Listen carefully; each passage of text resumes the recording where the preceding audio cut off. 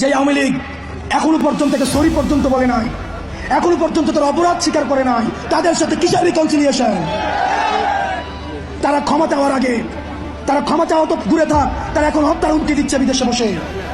কিন্তু আমরা দেখছি মুরব্বীদের মধ্যে তাদের জন্য মায়া হচ্ছে। মনে রাখবেন, যারা এই রিকনসিলিয়েশনের আলাপ তুলছেন, আওয়ামী লীগকে নির্বাচনে দেখতে যাচ্ছেন, আপনারা ক্ষমতামুখী, আর আমরা আহত এবং যারা জীবন্ত শহীদ আমরা হচ্ছে জনতামুখী। এই আহতরা রাস্তায় রক্ত দিয়েছে এবং এই রক্তের উপর দিয়ে আপনি সংসদে যাবেন, তাহলে মনে রাখবেন জাতীয় প্রেরণা হিসেবে পরিচিত হবেন।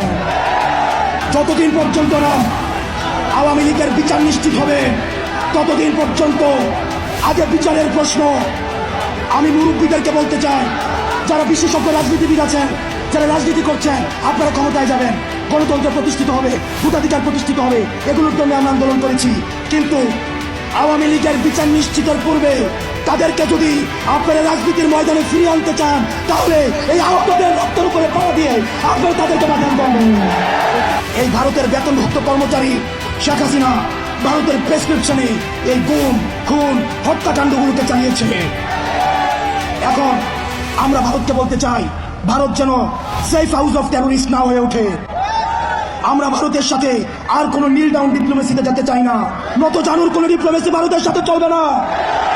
ভারতের সাথে সম্পর্ক হবে চোখে চোখ রেখে।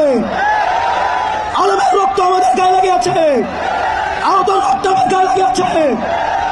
আমার ভাই ইলিয়াস ঘুমিয়েছে, তাদের দুঃখ স্থিতি আমাদের মনে আছে। তাদের রক্তের উপর দাঁড়িয়ে ভারতের সাথে কোন নত জানু সম্পর্ক আর হবে না। ভারতের সাথে আমাদের সম্পর্ক হবে ন্যায্যতার ভিত্তিতে, আমাদের ঈর্ষার ভিত্তিতে।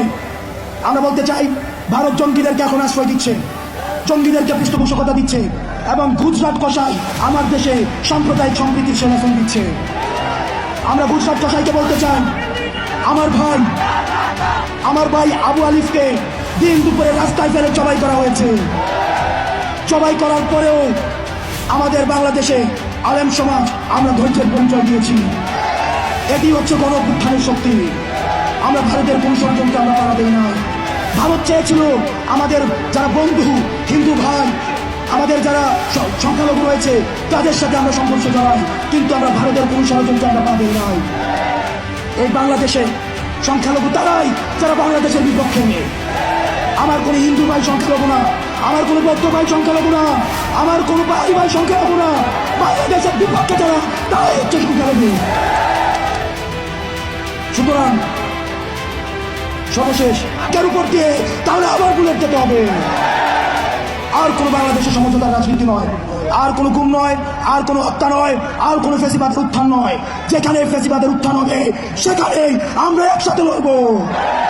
ওই আপোষনা রাজপথ, দালালিনা রাজপথ, দালালিনা রাজপথ, দালালিনা রাজপথ, আপোষনা সংগ্রাম, আপোষনা সংগ্রাম।